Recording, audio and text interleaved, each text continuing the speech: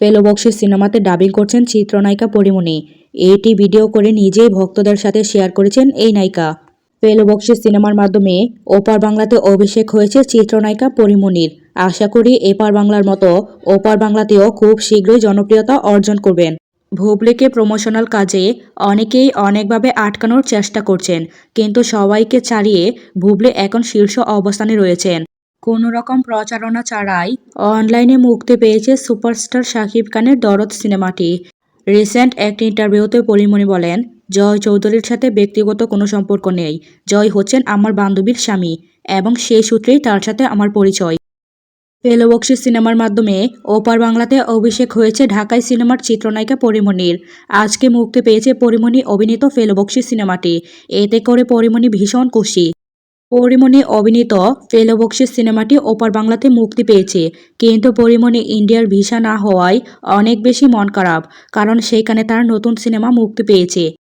শাকিব খান, অপু বিশ্বাস এবং ভুবলি, এই তিনজন মানুষ সোশ্যাল মিডিয়াতে সবসময় থাকেন আলোচনার শীর্ষে। সারা বছর কোনো না কোনো ক্রমে কোনো না কোনোভাবে তারা আলোচনার শীর্ষে থেকে যান, যার জন্য তাদের জনপ্রিয়তা দিন দিন আরও বৃদ্ধি পাচ্ছে।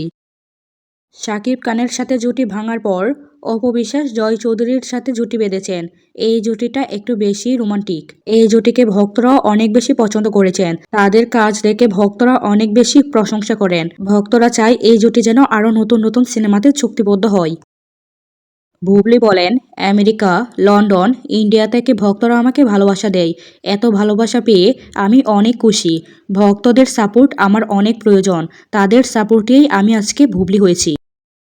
বুবলি বলেন, নিজ নিজ জায়গা থেকে আমাদের দেশকে ভালোবাসতে হবে, দেশের জন্য কাজ করতে হবে। রিসেন্টলি একটি ইন্টারভিউতে এমনটাই জানিয়েছেন এই নায়িকা। তো ভিউয়ার্স, আপনারা কে কে বুবলির সাথে একমত কমেন্ট করে অবশ্যই জানাবেন। তনি ও বারিশ হকের দ্বন্দ্বের কথা তো কারো অজানা নয়, কিন্তু তনির আজকের এই বিপদে একজন ব্র্যান্ড প্রমোটার হিসাবে সবসময় পাশে থাকতে চায় বারিশ হক। রিসেন্ট একটি ইন্টারভিউতে এমনটাই জানিয়েছেন। নিউ মার্কেটে কেনাকাটা করতে গিয়ে অ্যাক্সিডেন্ট করে পা ভেঙে ফেলেছেন হুমায়ুন আহমেদের দ্বিতীয় স্ত্রী মেহের আফরোজ শাওন। নিজের ভেরিফাইড ফেসবুক পেজে পোস্টের মাধ্যমে পুরো ঘটনাটি শেয়ার করেছেন শাওন নিজেই। রুবায়াত ফাতেমা তনি, তিনি একজন উদ্যোক্তা। তাকে সবাই ঠোঁটকাটা উদ্যোক্তা নামেই চিনেন, কারণ লাইভে যেই উল্টাপাল্টা কমেন্ট করে না কেন, এই উদ্যোক্তা সবার কমেন্টের যোগ্য জবাব দেন। তো উনি লাইভে এসে যাই বলুক না কেন, তিনি অনেক ভালো মনের একজন মেয়ে ছিলেন। তিনি অনেক ভালো মনের একজন মানুষ। অবশেষে শাবনূরের অসমাপ্ত সিনেমার তালিকায় যুক্ত হলো রঙ্গনা।